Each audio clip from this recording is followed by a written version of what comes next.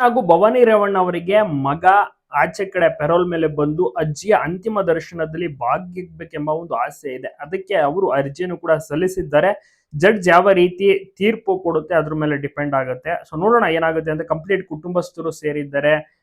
ಎಲ್ಲ ಬಿಜೆಪಿ ನಾಯಕರು ಮತ್ತೆ ಕಾಂಗ್ರೆಸ್ ನಾಯಕರು, ಜೆಡಿಎಸ್ ನಾಯಕರು, ವಿರೋಧ ಪಕ್ಷ ಅಂತ ಏನಿಲ್ಲ, ಎಲ್ಲರೂ ಕೂಡ ಒಟ್ಟಾಗಿ ಬಂದು ಅಂತಿಮ ದರ್ಶನದಲ್ಲಿ ಭಾಗಿಯಾಗ್ತಿದ್ದಾರೆ. ಆದ್ರೆ ಪ್ರಜ್ವಲ್ ರೇವಣ್ಣ ಅವರು ಮಾತ್ರ ಬಂದಿಲ್ಲ. ಕಾರಣ ಅವರು ಒಳಗಡೆ ಇದ್ದಾರೆ, ಶಿಕ್ಷೆ ಅನುಭವಿಸ್ತಾ ಇದ್ದಾರೆ. ಸೊ ಈಗ ಅರ್ಜಿಯನ್ನ ಸಲ್ಲಿಸಿದ್ದಾರೆ. ಇದೊಂದು ಅವಕಾಶವನ್ನ ಮಾಡಿಕೊಡಿ ಅಂತ. ಯಾಕೆಂದ್ರೆ ರೇವಣ್ಣ ಅವರು ಕೂಡ ಬಹಳಷ್ಟು ನೊಂದಿದ್ದಾರೆ, ಕಣ್ಣೀರಾಗ್ತಾ ಇದ್ದಾರೆ, ನೀವೇ ನೋಡ್ತಾ ಇರ್ತೀರಾ. ಹೊಳೆನರಸೀಪುರ ತಾಲೂಕಿಗೆ ಇಮಿಡಿಯೇಟ್ ಇವತ್ತು ಹೋಗಿ ಅಲ್ಲಿ ಏನೇನ್ ಕಾರ್ಯ ಬೇಕು, ಜೊತೆಗೆ ಅಲ್ಲಿ ಜಾಗ ಸ್ವಚ್ಛ ಮಾಡುವುದಾಗಿರ್ಬೋದು, ಎಲ್ಲವನ್ನು ಕೂಡ ರೆಡಿ ಮಾಡ್ಕೊತಾ ಇದ್ದಾರೆ. ಆದ್ರೆ ಮೊಮ್ಮಗ ಬರ್ಬೇಕು ಎಂಬ ಒಂದು ಆಸೆ ದೇವೇಗೌಡರಿಗೂ ಕೂಡ ಖಂಡಿತ ಇರುತ್ತೆ. ಏನೇ ಆಗಿರ್ಲಿ ಕಾನೂನಿಗೆ ತಲೆ ಬಾಗ್ಲೇಬೇಕು. ಬಟ್ ಅಲ್ಲಿ ಅವಕಾಶವನ್ನ ಜಡ್ಜ್ ಮಾಡಿಕೊಟ್ರೆ ಖಂಡಿತ ಅವರು ಆಚೆ ಬರ್ಬೋದು. ನೋಡೋಣ ಏನಾಗುತ್ತೆ ಅಂತ. ಅರ್ಜಿ ಸಲ್ಲಿಸಿದ್ದಾರೆ. ಇನ್ನ ನಿಖಿಲ್ ಕುಮಾರಸ್ವಾಮಿ ಅವರು ಮುಂದೆ ನಿಂತು ಮೊಮ್ಮಗಾಗಿ ಎಲ್ಲಾ ಕಾರ್ಯವನ್ನ ಮಾಡ್ತಾರೆ.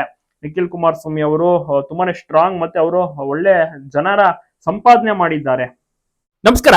ಸದ್ಯಕ್ಕೆ ಈ ವಿಚಾರ ಎಲ್ಲಾ ಕಡೆ ಒಂದು ದೊಡ್ಡ ಹಾಟ್ ಟಾಪಿಕ್, ಟ್ರೆಂಡಿಂಗ್ ಟಾಪಿಕ್ ಆಗಿ ಓಡಾಡ್ತಾ ಇದೆ. ಅದುವೇ ಏನು ಜೈಲಿನಲ್ಲಿರುವಂತ ಜೀವಾವಧಿ ಶಿಕ್ಷೆಗೆ ಗುರಿಯಾಗಿರುವಂತ ಪ್ರಜ್ವಲ್ ರೇವಣ್ಣ ಅವರು ಈಗ ಅಜ್ಜಿಯ ಅಗಲಿಕೆ ಆಗಿರುವಂತಹ ಕಾರಣ ಅಂತಿಮ ದರ್ಶನವನ್ನ ಪಡೆದುಕೊಳ್ಳೋಕೆ ಪೆರೋಲ್ ಮೇಲೆ ಒಂದು ಇವಾಗ ಬರ್ತಾರ ಏನು ಅಂತ ಒಂದು ವಿಚಾರ ಚರ್ಚೆ ಆಗ್ತಾ ಇದೆ.